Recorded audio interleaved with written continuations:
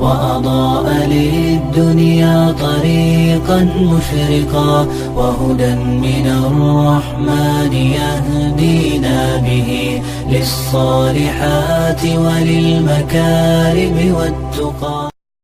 السلام علیکم ورحمۃ اللہ وبرکاتہ. بسم اللہ الرحمن الرحیم. الحمد للہ والصلاة والسلام علی رسول اللہ محمد ابن عبد اللہ وعلی آلہ وصحبہ ومن والاہ.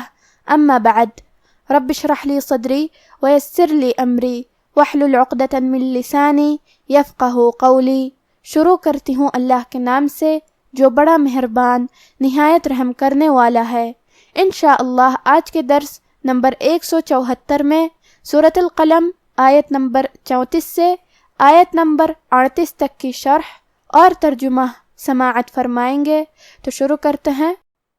اعوذ باللہ من الشیطان الرجیم. ان للمتقین عند ربهم جنات النعیم.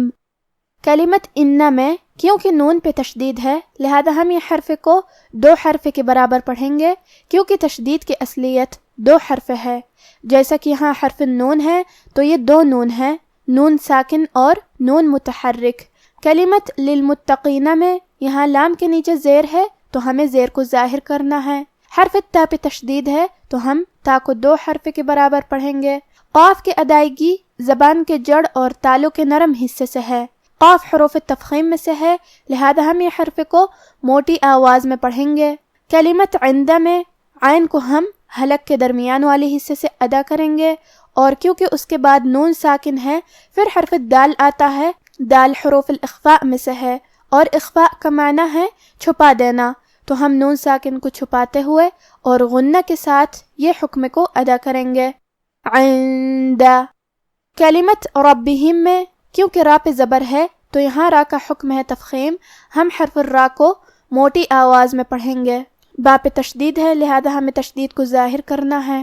کلمت جنات میں یہاں حرف نون پہ تشدید ہے لہذا ہم نون کو 2 حرف کے برابر پڑھیں گے. آخری میں تا کے نیچے زیر ہے لہذا ہمیں تا کو زیر سے پڑھنا ہے. کلمت النعیم میں آخری میں میم پہ رکیں گے تو اس پہ جزم سے رکیں گے لہذا ہمیں میم کو ظاہر کرنا ہے. ان للمتقین عند ربهم جنات النعیم. افنجعل المسلمین کالمجرمین. کلمت افنجعل میں الف پہ، فا پہ، نون پہ تینوں پہ زبر ہے تو ہم یہ تینوں زبر کو برابر سے ادا کریں گے. یہاں حرف الجیم پہ جزم ہے تو ہمیں جیم کو قلقلہ سے پڑھنا ہے اور قلقلہ کا معنی ہے حرف ساکن کو ہلانا، تو ہم جیم کو ہلاتے ہوئے یہ کلمہ کو پڑھیں گے. افنجعل.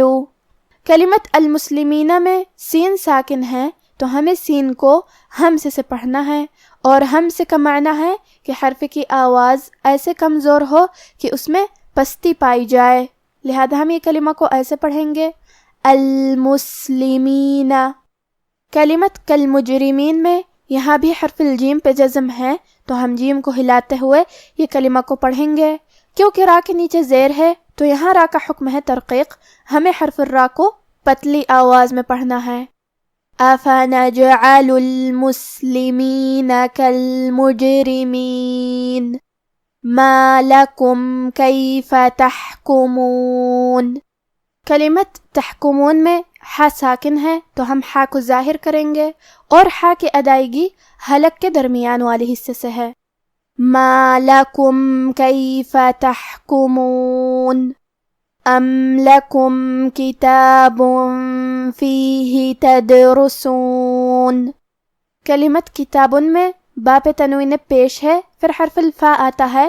کلمت فیہ فا حروف الاخفاء میں سے ہے لہذا ہم یہ حکم کو غنہ کے ساتھ ادا کریں گے. کتاب فیہ. کلمت تدرسون میں دال پہ جزم ہے کیونکہ دال بھی حروف القلقلہ میں سے ہے تو ہم یہ حرف کو ہلاتے ہوئے یہ کلمہ کو پڑھیں گے اور کیونکہ را پہ پیش ہے تو یہاں را کا حکم ہے تفخیم، ہمیں حرف الرا کو موٹی آواز میں پڑھنا ہے. ام لکم کتاب فيه تدرسون إن لكم فيه لما تخيرون. کلمت ان میں نون پہ تشدید ہے تو ہم دو حرف کے برابر نون کو پڑھیں گے. کلمت تخیرون میں حرف الخاء کی ادائیگی حلق کے اوپر والے حصے سے ہے، خاء حروف التفخیم میں سے ہے، تو ہم یہ حرف کو موٹی آواز میں پڑھیں گے.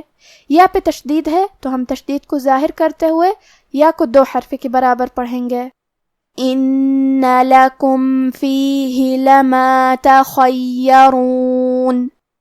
اب آپ ان آیتوں کی تلاوت تجوید کے ساتھ سماعت فرمائیں.